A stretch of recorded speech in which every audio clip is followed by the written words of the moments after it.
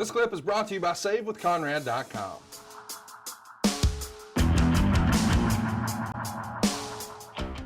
Hey, it's Conrad Thompson, and you're listening to Arn.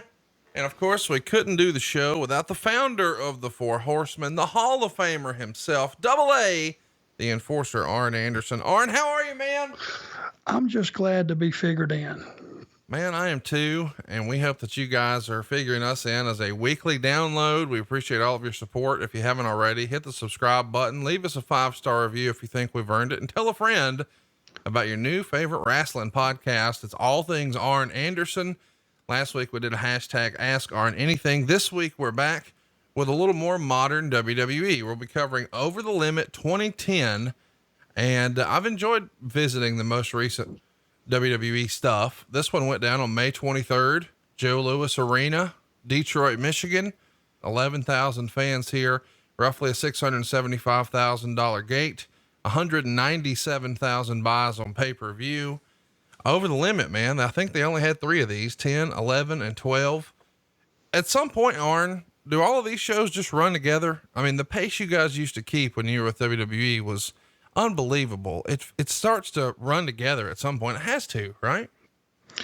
Well, yeah. And I'm not sure exactly of the period and what years it was, but I mean, it was building towards having 2 pay-per-views, one from each brand every month at one point. And you can only imagine how difficult it is to shoot an angle, build an angle, and blow an angle off all in 3 weeks just to get ready for 2 weeks later having another pay-per-view.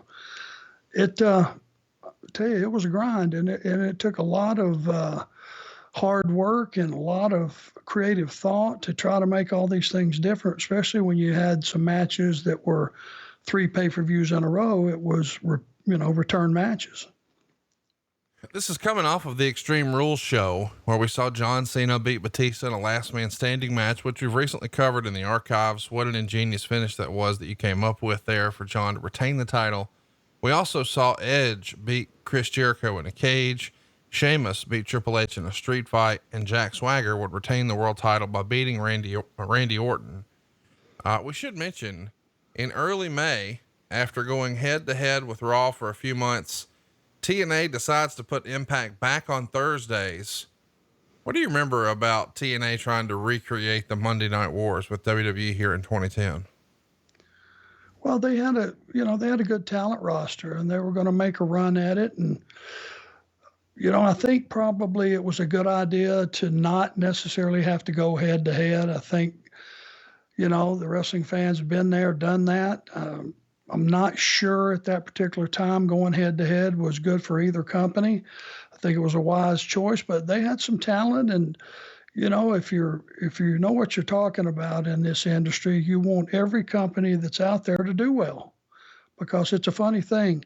The other companies bleed off of that. When business is up, it's notoriously up for everybody. It's just good for the business in general. No doubt about it. We know that, this Monday night experiment doesn't exactly work out for Impact. And if you want to know more about that, listen to 83 Weeks. We recently covered that with Eric Bischoff. Hey, it's Conrad Thompson. Thanks for checking out the podcast here on YouTube. Be sure to hit the subscribe button and the notifications bell so you get a notice anytime we upload some new content. And go save yourself some money right now. If you're in a 30-year loan or you have credit card debt, it's not a matter of if I can save you money. It's a matter of how much. Find out right now for free at SaveWithConrad.com.